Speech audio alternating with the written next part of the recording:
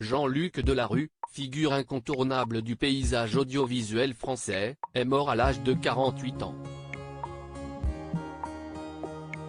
C'était dans la nuit du jeudi au vendredi 24 août 2012, soit il y a bientôt 11 ans. Cette triste mort, des suites d'un cancer de l'estomac et du péritoine, a beaucoup touché le plus grand nombre, d'autant que son histoire n'a jamais été facile. C'est en décembre 2012 que sont sortis ses carnets secrets, un ouvrage écrit sur son lit d'hôpital en 2011. Il y parlait de cette enfance douloureuse, mais aussi de son rapport houleux avec la mère de son fils Jean, Elisabeth Bost. Et il n'était vraiment pas tendre avec l'ex-chroniqueuse du Grand 8, C8. Elisabeth ne lâche pas prise, fait-il savoir. Elle veut me saigner, comme ma mère, me faire payer. Il témoigne qu'elle doit aimer enrichir son avocat. Elisabeth se crispe sur le matériel, dénonce Jean-Luc Delarue dans ses carnets secrets, aux éditions Archipel. Que lui demandait-elle? Il fait état d'une provision de 2,5 millions d'euros et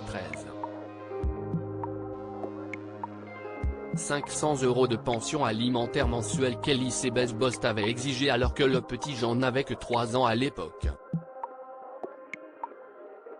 Je suis déchiré. Les seuls moments où il semblait apaisé, c'est lorsque l'animateur évoquait son fils unique.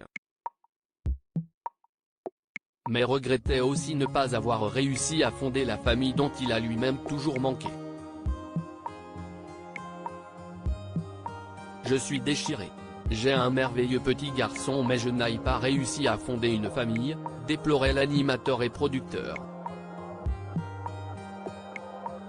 Il jugeait alors cela comme un échec. J'avais donné la vie à un petit homme, sans amour, sans avoir aimé sa mère, peut-on lire, et ce dernier d'établir un lien avec son enfance sans amour. Je répétais le même schéma, affirmait le regretté Jean-Luc Delarue.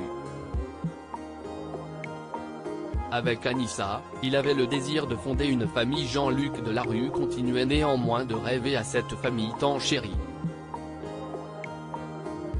Et en rencontrant Anissa Delarue, celle qu'il a sauvée, selon ses mots, il a parlé avec celle-ci de cette envie, selon elle. Dans ce discours, j'y puise ma force, c'est un privilège d'avoir été aimé par un homme comme Jean-Luc. Vous savez quand vous portez la robe blanche, ce n'est pas pour porter la robe noire quelques semaines plus tard, a-t-elle confié en 2016 dans 50 Minutes Inside. On avait le désir de fonder une famille, de vieillir ensemble. J'ai dû faire le deuil de tout ça.